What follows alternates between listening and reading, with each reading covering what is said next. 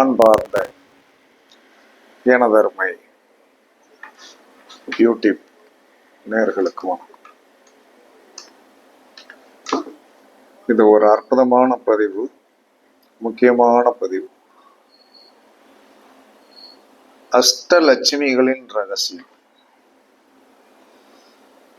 அஷ்டலட்சுமிகளின் ரகசியத்தை தெரியாமல் இருக்கின்ற காரணத்தினால்தான் நமக்கு பணம் வரமாட்டேங்குது.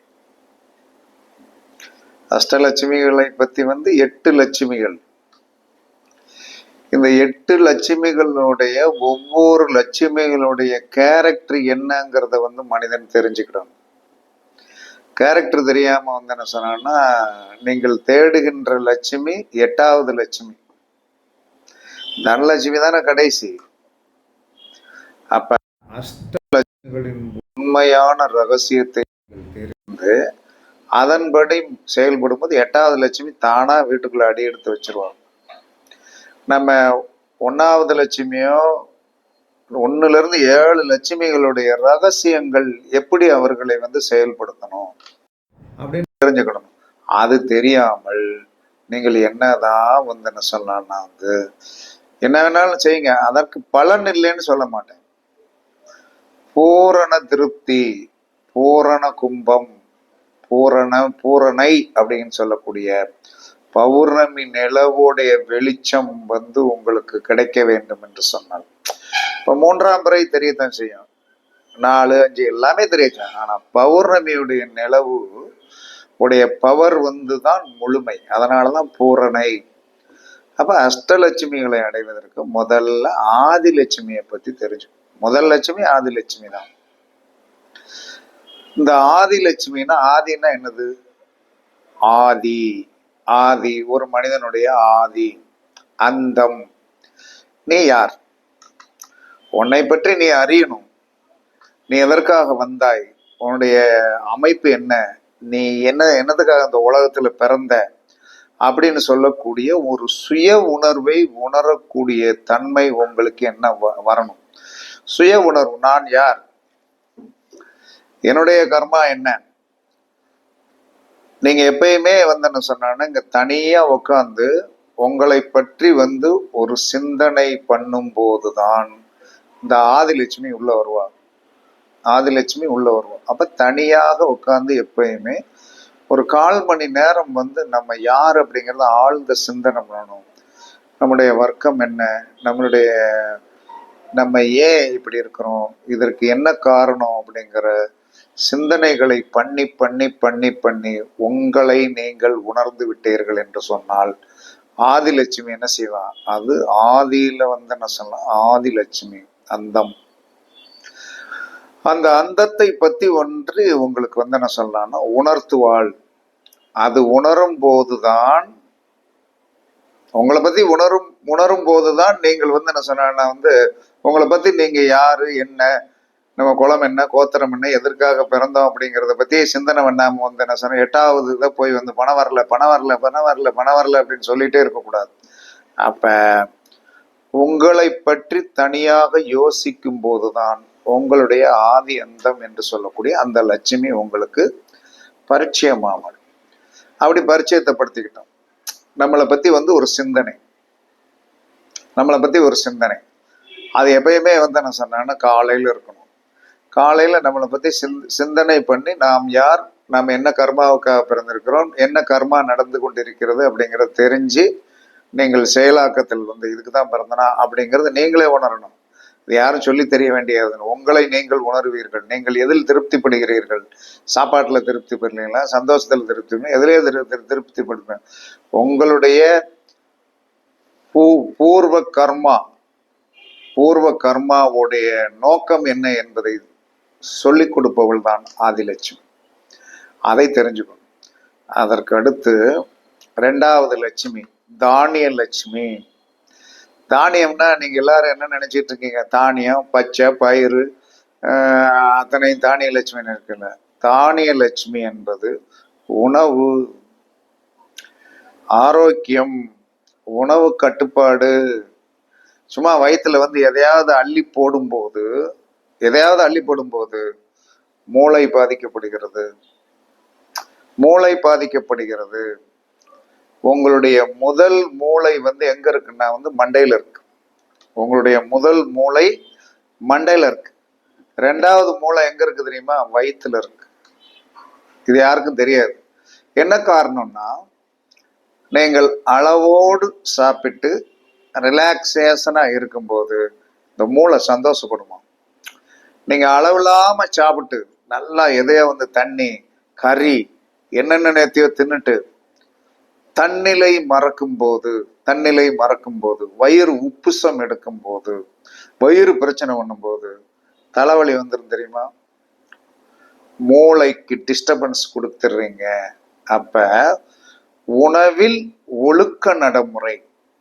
என்ன வேணாலும் சாப்பிடலாம், கறி வேணாலும் தின்னுங்க, அது உங்களுடைய விருப்பம். அது உங்களுடைய மீன்கள் கிடைக்கக்கூடிய இடத்துல இருக்கிறவன் மீன் கொய்யவர் என்ன செய்யணும், அவனுடைய உணவு. அது உங்களுடைய ஏரியாவில் என்ன கிடைக்கிறதோ அதை சாப்பிடுங்க, வேண்டான்னு சொல்லல.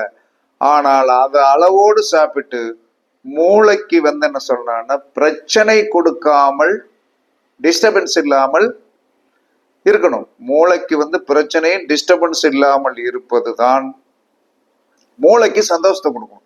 சாப்பாட்டின் மூலம் என்ன சொல்றான்னா மூளைக்கு நீங்கள் சந்தோஷத்தை கொடுக்க முடியும். ஒரு பிரியாணி சாப்பிட்றோம்.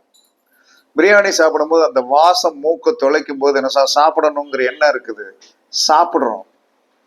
ஆனால் அளவோடு சாப்பிட்டு பாருங்க, நல்லா இருக்கும். அப்ப தானிய லட்சுமி என்பது ஆரோக்கியத்தை மெயின்டைன் பண்ணுகின்ற உணவுகளை அளவோடு சாப்பிட்டு வயிறுக்கும் நிம்மதியை கொடுத்து மூளைக்கும் நிம்மதியை கொடுப்பது தான் தானிய லட்சுமி. அப்பதான் வேலை செய்யும். ரொம்ப சிம்பிள் தானே இது. இதை பயன்படுத்த முடியாதா? பயன்படுத்தி பாருங்கள். மூணாவது லட்சுமி தைரிய லட்சுமி. இந்த தைரிய லட்சுமிக்கு இன்னொரு பேர் வீரலட்சுமி. இந்த தைரிய லட்சுமிக்கு பேர் இன்னொரு பேர் வீரலட்சுமி. அப்ப மனதிடம் ஒரு மனிதனுக்கு வேணும். அப்ப இந்த மனதிடத்தை எப்படி கொண்டு வருவது? இப்ப என்ன சொன்னா, ஒரு ஆபத்து வருகிறது, ஒரு ஆபத்து வருகிறது அப்படின்னு சொல்லி வரும்போது என்ன சொல்றான்னா, ஒண்ணு எதிர்த்து நின்று போரிட்டு வெற்றி பெறக்கூடிய திறமையை வளர்த்துக்கிடணும், அல்லது தப்பிச்சு போயிடணும். இதுதான் தைரிய லட்சுமி. 10 பேர் இருக்கிற இடத்துல உங்களுக்கு தைரியம் அவன்கிட்ட என்ன சொல்றான்னா, உள்ள மாட்டிக்கிட்டோம்னா வடிவேலு மாட்டின மாதிரி என்ன சொல்றான்னா சந்துக்குள்ள வச்செல்லாம் அடிப்பானுங்க. அப்ப எந்த இடத்தில் தைரியமாக இருந்து செயலாக்கத்துக்கு வரணும், எந்த இடத்துல என்ன சொல்றான்னா எஸ்கேப். என்னடா இப்பதான் இருந்தா ஆளை காணோம், அவனை குறி வச்சு வந்தமே அப்படிங்கும் போது நாம் அந்த இடத்துல இருந்து கலண்டு விடக்கூடிய சக்தி தான் தைரிய லட்சுமி. தைரியம் என்பது போரிவிடுவது மட்டுமல்ல, நுணுக்கம் நுணுக்கம் நுணுக்கம் நுணுக்கம் வேணும். அதே சமயத்துல சமாதானமாக போக வேண்டிய இடத்துல சமாதானமாக போகணும். அப்ப தைரியம் என்பது ஒரு குறி மட்டுமல்ல, அந்த இலக்கை வெற்றி அடைவதற்கு, அதில் நாம் பங்கப்படாமல் இருப்பதற்கு, ஒண்ணு போரிட்டு வெற்றி பெறணும், அது நம்மகிட்ட இல்லையா அந்த இடத்துல இருந்து தப்பிக்கணும், இல்லைன்னா சமாதானமா போயிட்டா, அதுதான் தைரிய லட்சுமி. இதை நீங்கள் வகுத்து கொள்ள வேண்டும். இதுதான் தைரிய லட்சுமி. இப்படி இருந்தா என்ன சொன்னா மூணாவது லட்சுமி வேலை செய்யும். நாலாவது லட்சுமி கஜலட்சுமி. கஜலட்சுமி அப்படிங்கிறது அதிகாரம். உங்கள்ட்ட ஒரு அதிகாரம் இருக்கணும், தலைமை பண்பு இருக்கணும். எல்லாரும் போய் ஐயா இந்த ஒரு ஒரு ஊர்ல தெருவுல, ஐயா நீங்க இந்த இதுக்கு தலைமை ஏற்க வரணும். ஐயோ எனக்கு இதெல்லாம் ஆகாது, நான் வரமாட்டேன், என்ன விட்டுருங்க சாமி அப்படின்னு சொல்லக்கூடாது. தலைமை ஏற்க வரணுமா, என்னை நீங்கள் தலைவனாக ஏற்றுக்கொள்வீர்களா, சரி வாங்க வாரேன் அப்படின்னு போகணும். அங்க போனோம்னா என்ன சொல்றான்னா ஒரு 10 ரூபா செலவழிக்க வேண்டியது வரும். அதிகாரம் என்பதற்கு போகிற இடத்துல ஒரு சின்ன ஒரு 1000 ரூபாய் கூட செலவழிக்கணும். ஐயோ போனா செலவழிக்கணுமே, நம்ம எப்படி என்ன சொல்லலாம்னா அந்த இதை ஏத்துக்கிடுறது, போனா நமக்கு சோறு கொடுத்தா சாப்பிட்டு வந்துருவோம் அப்படிங்கிற எண்ணம் இருக்கக்கூடாது. கஜலட்சுமி என்பது பிறரால் மதிக்கப்படும் போது அங்கே தலைமை பண்பு உங்களுக்கு வந்துடும். தலைமை பண்பு வந்துடும். அந்த தலைமை பண்பு வரும்போது தர்மம் பண்ணுகின்ற அந்த இடத்தில் வருகின்ற ஒரு சூழ்நிலையில் நாம் என்ன சொன்னா கொடுப்பவனாக மாறுவதுதான் கஜலட்சுமி.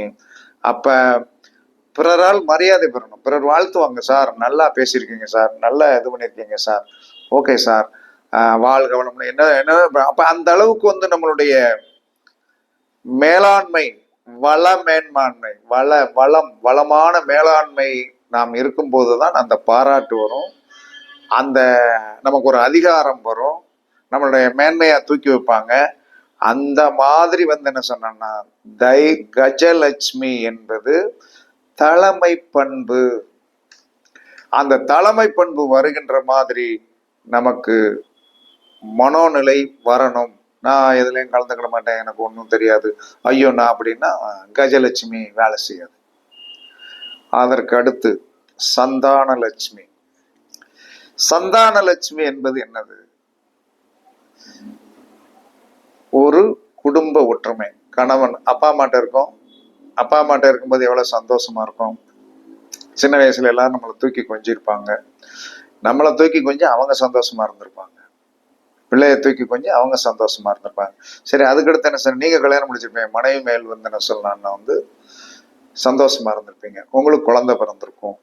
அப்ப நீங்கள் சந்தான லட்சுமி என்பது குழந்தை மட்டும் அல்ல, குழந்தைகளுடைய வளர்ச்சி, குழந்தைகளுக்கு நல்ல இன்புட் கொடுத்து அவர்களை வளர்ச்சி பாதைக்கு கொண்டு வெற்றி பெற வைத்து அதன் மூலமாக என்ன சொன்னா நீங்கள் சந்தோஷப்படுதல், உறவுகளை நீங்கள் நேசிக்க நேசிக்க, உங்களுக்கு ஒரு பேரனோ பேத்தியோ பண்ணுச்சேன், அதுக்கு நீங்க நித்தமும் ஏதாவது என்ன சொன்னா ஒரு சின்ன ஒரு பண்டம் ஏதாவது அதோடைய ஆசையை நீங்கள் தீர்த்து வைங்க.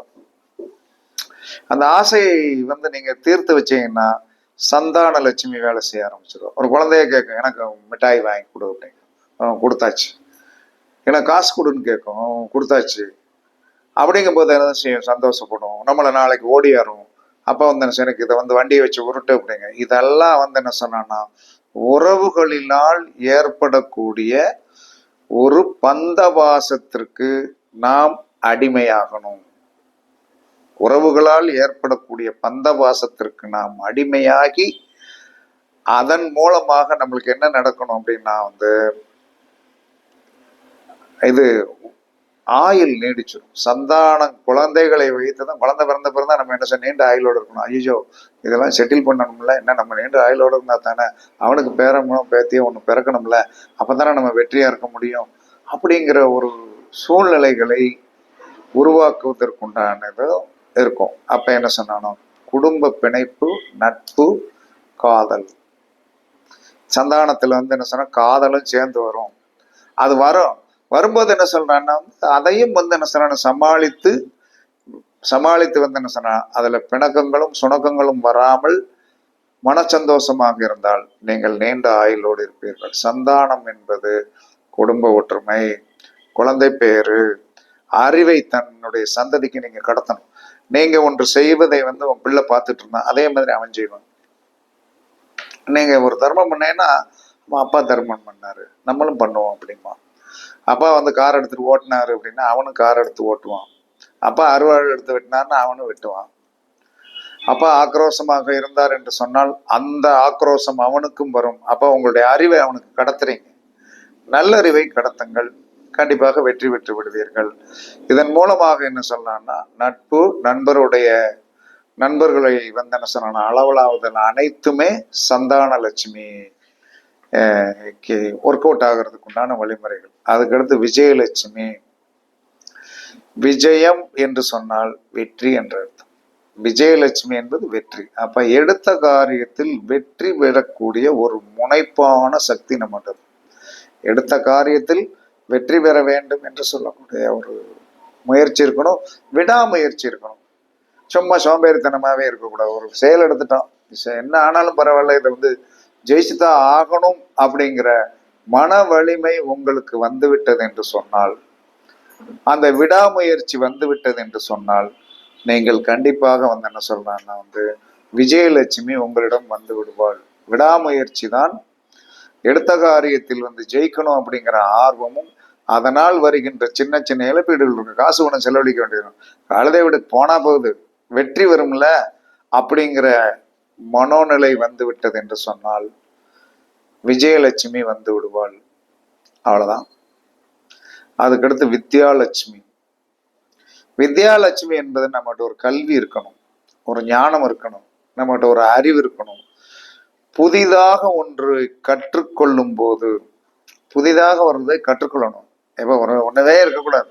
அதுக்கடுத்து என்ன சொன்ன, நெக்ஸ்ட் நெக்ஸ்ட்ன்னு வந்து ஏதாவது ஒன்று இந்த சமூகத்திற்கு பயன்படும் மாதிரி என்ன சொல்லலாம்னா வந்து நாம் கற்றுக்கொள்ளணும். இதுக்கு என்ன உதாரணம் சொல்லலாம்னா, ஒரு காட்டுல வந்து அடர்ந்த காடு, அந்த காட்டுல வந்து என்ன சொன்னா நம்ம வந்து நடக்கணும், நடந்து அடுத்த இலக்கு அடையணுங்கும் போது அந்த இடத்துல இருக்கிற முள்களை நன்றாக வெட்டி பாதை வகுத்து டெய்லி அந்த இடத்திற்கு வந்து நம்ம அங்க போய் வந்து ஒரு ரவுண்ட் அடிச்சுட்டு வரணும். அப்படிங்கும்போது அந்த இடங்களை சுத்தம் படுத்தி பாதை போட்டு மண் அடிச்சு சரல் அடிச்சு அதுக்கடுத்து ரோடு போடக்கூடிய சக்தி நமக்கு வரணும். வித்யாலட்சுமி புதர் மாதிரியே மண்டி கிடைக்கூடாது. நேத்து எங்க தாத்தா வந்து என்ன சொன்னார்னா, வீடு கட்டி வச்சிருந்தாரு. சரிப்பா, உங்க தாத்தா வீடு கட்டிச்சா, அப்ப என்னவா இருந்தது? குடிசையாக இருந்தது. நீ என்ன செஞ்ச? அதே குடிசையில தான் இருக்கேன்னா உனக்கு வித்யாலட்சுமி வரமாட்டான். வித்யாலட்சுமி வரமாட்டான். எங்க தாத்தா ஒரு சைக்கிள் வச்சிருந்தாரு, அதைத்தான் நான் என்ன ஓட்டிட்டு இருக்கேன். அப்ப உனக்கு வித்யாலட்சுமி வரமாட்டான். அப்ப அதுல இருந்து நீ இம்ப்ரூவ்மெண்ட் ஆகல. உங்க தாத்தா சைக்கிள் வச்சிருந்தாரியா, நீ டூ வீலர் வச்சிருக்கியா? சரி, டூ வீலர் உங்க தாத்தா வச்சிருந்தாரு, அதுக்கடுத்து நீ கார் வச்சிருக்கியா? இப்படி வந்து என்ன சொன்ன, பரிமாணத்தை கொடுப்பது கல்வி. பரிமாணத்தை கொடுப்பது. நான் வந்து என்ன சொன்னேன்னா வந்து காலேஜ் வரைக்கும் படித்தேன். என் குழந்தைய அதுக்கு மேல படிக்க வைக்கிறது தான் வந்து பரிமாண வளர்ச்சி. நான் காலேஜ் வரைக்கும் தானே படித்தேன், இந்த இருக்கிற பக்கத்து காலேஜில் படி, என்னால் அவ்வளோதான் முடியும் அப்படின்னு சொன்னேன்னா உனக்கு வித்யாலட்சுமி வராது. நீ படிக்கணுமா? நான் படிக்க வச்சிடறேன், முடிச்சாச்சு. சக்ஸஸ் ஆகிட்டியா? சக்ஸஸ் ஆகிட்டப்போ நல்லா படிச்சே இல்லை, முடிஞ்சு வச்சு. அப்போ கல்விக்கு முக்கியத்துவம் கொடுக்கணும். ஒரு அறிவை வந்து விருத்தி பண்ணணும். ஒவ்வொரு நாளும் வந்து நான் வீடியோ போடுவதற்கு என்ன சொன்னேன், எவ்வளவு அதற்கு இன்புட்டேஷன் எடுப்பேன் அப்படிங்கிறது உங்களுக்குலாம் தெரியாது. நீங்கள் நினைக்கிறீங்க நேற்று ஒரு வீடியோ போட்டிருக்கேன், 20 பேர் ஃபோன் பண்ணுறான், ஐயோ அதை சொல்லலை இதை சொல்லலை அப்படின்ட்டு. நல்லா படிச்சு பாருங்க. நல்லா படிச்சு பார்த்தீங்கன்னா எல்லாமே உள்ள சொல்லியிருப்பாங்க. எதுவுமே வந்து 27 நட்சத்திரத்துக்கு சொன்னதான் வேற என்ன. அப்ப இன்னமும் வந்து என்ன சொல்லணும்னா, நாம் அடுத்தவர்கள் உருவாக்கி கொடுப்பதை சாப்பிட்டுட்டு வந்து அது இல்லை இது இல்லை உப்பு இல்லை இனிப்பு இல்லைன்னு சொல்வதற்கு தான் இருக்கிறோமே தவிர, நாம் என்னைக்கு உருவாக்க போறோம்? கேட்டோம்னா எங்களுக்கெல்லாம் அந்த அளவுக்கு அறிவு இல்லை. அப்போ உன்னை அறிவை ஒன்றும் பண்ண முடியாது. எல்லாரும் அறிவோடைய பிறந்தா அந்த வித்யாலட்சுமியை வந்து நீங்க பயன்படுத்தணும். உங்ககிட்ட ஒரு வித்யாலட்சுமி இருக்கு, அதை நீங்க பயன்படுத்தாம மூடி வச்சுட்டு உட்காந்துருக்க. அதை என்ன செய்ய, நீ பெட்டிக்குள்ள இருந்து 27 போட்டு வச்சுன்னா எந்திக்காது. அப்ப வித்யாலட்சுமி என்பது கல்வி, ஞானம், அறிவு. அதை நீங்கள் விருத்தி பண்ணிக்கிட்டே இருக்கணும். விருத்தி பண்ணிக்கிட்டே இருந்தா ஜெயிச்சிருவீங்க. அதுக்கு அடுத்துதான் தனலட்சுமி. தனலட்சுமி என்பதை வந்து என்ன சொல்றான்னா, நீங்கள் நினைத்ததை நினைத்தபடி அடையக்கூடிய சக்தி உடைய ஒரு சக்தி தான் தனலட்சுமி. இன்னைக்கு ஒரு கார் வாங்கணும்னு நினைக்கிறோம். என்ன கார் வாங்கணும்? ஒரு ப்ளூ கலர் என்ன கம்பெனி வாங்கணும். உங்களுக்கு ரோட்ல போகும்போதெல்லாம் உங்களுக்கு என்ன தட்டுப்படும் தெரியுமா? அதே மாதிரி ப்ளூ கார். அது என்ன கம்பெனி? அதே கம்பெனி. இப்படி தட்டுப்படும். அந்த மாதிரி நாம் நினைத்ததை நினைத்தபடி காட்டுகின்ற நிலைமை தான் தனலட்சுமி. அப்ப ஈர்ப்பு விதி என்பதுதான் பணத்தை ஈர்க்கணும். அப்ப பணத்தை ஈர்க்கணும் அப்படின்னா வந்து என்ன சொன்னா, நாம் நினைவை வந்து அழுத்தமாக வைக்கணும். இன்னைக்கு வந்துரும், இன்னைக்கு பணம் வந்துரும், யாரோ ஒருவர் கொண்டு வந்துருவாங்க, யாரோ ஒருவர் நம்மகிட்ட இருக்கிற அறிவை பயன்படுத்தி நமக்கு வந்து பணம் தருவார்கள் என்று சொல்லக்கூடிய இது வந்து நம்மளுடைய மனசில் வந்தும். அப்ப நீங்கள் பணம் வேண்டும் என்று சொன்னால் பணத்தை டெய்லி பாருங்க. பணம் வேண்டும் என்று சொன்னால் பணத்தை டெய்லி பாருங்க. உங்களுடைய பார்வையில் படும்படி உங்க பீரோவை திறந்த உடனே ஒரு 5-10 ரூபா கெட்டு நாள் வந்து என்ன சொல்றான்னா வந்து பேங்க்ல வந்து யார்ட்டையும் சொல்லி வச்சு என்ன சொன்னா ஒரு 5-10 ரூபா கெட்டு புது கெட்டு இருக்கணுங்க. அப்ப பீரோவை திறந்தவொடனே என்ன தெரியும்? அந்த கட்டு 5 தெரியும். நம்ம என்ன செய்வோம் தெரியுமா? 5 கட்டுல எப்படா 100 10 ரூபா தாளையா உரி கொண்டு போகணும்னு நினைக்க கூடாது. ஏன்னா நம்ம உண்டியிலே உடைச்சு செலவழிக்கிற ஆளுக்கு தான் ஏன்னா இது நம்மளுடைய ஆதி காலத்துடைய துன்மார்க்கம். துன்மார்க்கங்க. அப்ப வந்து என்ன ஒரு உண்டியல் போட்டு வச்சிருப்போம், 10 ரூபாய் போடுவோம் அப்படின்ட்டு. ஒரு நாளைக்கு டீ குடிக்க காசு இருக்காது, ஓட்ட வழி இழுக்கிறது தானே நம்மளுடைய வேலை. அந்த மாதிரி போகக்கூடாது. இப்போ உண்டியல் வந்து என்ன சொல்லலாம்னா, உங்க வீட்டுல சில்லறை சேரணுமா, உங்க பூஜை ரூம்ல வந்து 3 களையம் வைங்க. 3 களையம். அந்த 3 களையம்னா மண் களையம் வச்சு வந்து என்ன சொல்லலாம்னா, டெய்லி 10 ரூபாய்க்கு வந்து என்ன சொன்னா, டீ கடைகளில் டீ குடிக்க போனீங்கன்னா 10 ரூபா காயின், 10 ரூபா ஒரு ரூபா காயின்ஸா 10 ரூபாய்க்கு கொடுங்கன்னா அவனுக்கு வந்திருக்கும், கொடுத்துருவான். அப்படியே வந்து என்ன சொன்னான்னா, அந்த 3 பாத்திரத்தை நிறைக்கிறதுக்கு பாருங்க, அந்த வீட்டில் பொருளாதார தட்டுப்பாடு இருக்கா. பீரோவை திறந்தவுடன் என்ன சொல்லலாம்னா வந்து ஒரு 5 கெட்டு நாள் என்ன இருக்கணும், பணம் இருக்கணும். 1000 ரூபாய்க்கு நமக்கு தகுதி கிடையாது, 500 ரூபாய்க்கு தகுதி கிடையாது, 500 ரூபா தானே இருக்கு, 200 ரூபாய்க்கும் தகுதி கிடையாது. 10 ரூபா தாளுக்கு தகுதி இருக்கு இல்லையா, அதை பேங்க்ல சொல்லி வச்சு வாங்கி உள்ள வச்சு பாருங்க. அதாவது வந்து ஒரு இதை நினைத்தோம் என்று சொன்னால் நடக்கக்கூடிய சக்தி தனலட்சுமி. நினைக்கணும், இன்னைக்கு வந்துடும், இன்னைக்கு வேலைக்கு போறோம், இன்னைக்கு வந்துடும், இன்னைக்கு வரும், யாரோ ஒருவர் நம்மளை தேடி வருவாங்க அப்படிங்கிற அந்த நினைவை நீங்கள் வைக்க வைக்க வைக்க அது உங்களுடைய கண்ணில் படும். யாரோ ஒருக்கு என்ன சொல்றாங்கன்னா, உங்களுடைய மேக்னட் பவர், நீங்கள் என்ன எண்ணம், ஆமா நமக்கு இந்த மாதிரி பிரச்சனை இருக்கு, இவர்கிட்ட போனா தீர்வு கிடைக்கும், அதனால தீர்த்துக்கிடலாம் அப்படிங்கிற எண்ணம் அவர்களுக்கு நீங்கள் நினைக்கும் போது வரும். அப்ப அந்த மாதிரி தான் தங்கம், பணம், பொருள் நாம் நினைத்ததை அடிக்கடி இது காட்டிடும். ஈர்ப்பு விதி என்ன சொல்ற, நீ நினைத்ததை நினைக்க நினைக்க நினைக்க அது உங்கள் கண்ணில் தட்டுப்படும். பணம் வேணும் நினைக்க நினைக்க அது தினம் கண்ணில் படும். அந்த படுறது நம்ம வீடாவே இருக்கணும். அந்த மாதிரி நினைவலைகளை வந்து அழுத்தமான காந்த அலைகளாக நீங்கள் நினைத்தீர்கள் என்று சொன்னால் பணம் வந்துடும். இதுதான் தனலட்சுமி. இப்படித்தான் 8 லட்சுமிகளை இயக்கணும். சும்மா ஒரு லட்சுமியை மட்டும், கடைசி லட்சுமியை வந்து என்ன சொல்ல இயக்குனீங்கன்னா, முதல்ல உங்களை அறிஞ்சுக்கிடுங்க. உணவை மூளை சந்தோஷப்படும்படி சாப்பிடுங்க. ஆமா, உணவை மூளை சந்தோஷப்படி சாப்பிடுங்க. மனதிடம் என்பது ஒரு ஆபத்து வருகிறது, அதை எதிர்த்து நின்று போராடக்கூடிய சக்தி இருக்கிறதா, அல்லது அந்த இடத்துல தப்பிக்கிறதுக்கு என்ன வழி அப்படிங்கிறது தெரிஞ்சுக்கணும். அதுதான் சமயோகித புத்தி, அதுதான் தைரிய லட்சுமி. எனக்கு தைரியம் இருக்கு அப்படின்னு சொல்லிட்டு 10 பேர்கிட்ட மாட்டோம்னா நம்ம ஜெயிக்க முடியாது. கஜலட்சுமி என்பது அதிகார பவர். உங்களிடம் ஒரு தலைமை பண்பு இருக்கணும். என்ன தலைமை பண்பு இருக்குன்னா, 10 பேருக்கு கொடுக்கறதே ஒரு தலைமை பண்பு தான். 10 பேருக்கு கொடுத்து பாருங்க, உங்களை பார்த்தோன்னே இப்படி கும்பிட்டுட்டு இருப்போம், சாமி அப்படின்னா. அப்ப கொடுக்கிற பண்பு வந்தா தானே தலைமை பண்பு வரும். நான் கொடுக்க மாட்டேன், நான் வாங்கத்தான் செய்வேன். எனக்கு தெரிஞ்ச சொன்ன அன்னதானம் போட்டுட்டு இருக்கான், கோடீஸ்வரனும் கிடையாது, பிச்சைக்காரனும் கிடையாது, வரிசையில நிக்கிறான். அப்படி நிக்க கூடாது. கோவிலில் வந்து அன்னதானம் போடும்போது உள்ள போய் உட்காந்து சாப்பிடியா, அது கடவுளுடைய பிரசாதம். மனுஷன் வந்து என்ன சொல்றான்னா, அன்னதானம் போடுறான் அப்படிங்கும்போது அவன் பாட்டுக்கு என்ன அரிசி வாங்கிட்டு வரானோ, ஒரு தவசி பிள்ளைய வச்சுட்டேன்னு சொன்னா போடுறான், இவன் வரிசையா சாப்பிட்றான். வேற எங்க உனக்கு தலைமை பண்பு வரும்? கொஞ்ச நாளும், ஒரு காலத்துல நம்மளும் கையாந்தனாலதான், எல்லா காலமா கடைசி வரை கையாந்துட்டோம், உன் பிள்ளை பிற கடைசி வரை கையாந்திரு. அது இருக்கக்கூடாது. அப்ப கஜலட்சுமி கொடுக்கறதுக்கு தான் பிறந்தது. யானை என்ன செய்தேன், ஆசீர்வாதம் பண்ணான், பாகம்தான் பிச்சை எடுப்பான்.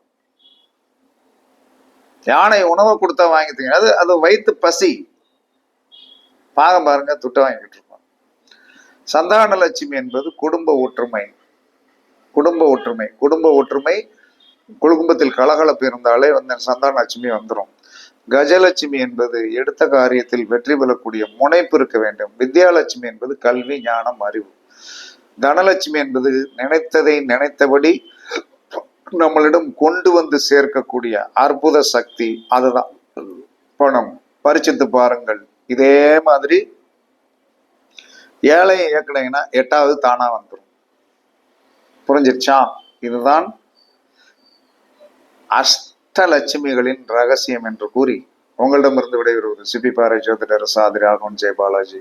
சுகமே சொல்க, சுகமே சொல்க, வாழ்க வளமுடன், வாழ்க வளமுடன். வணக்கம், வணக்கம், வணக்கம்.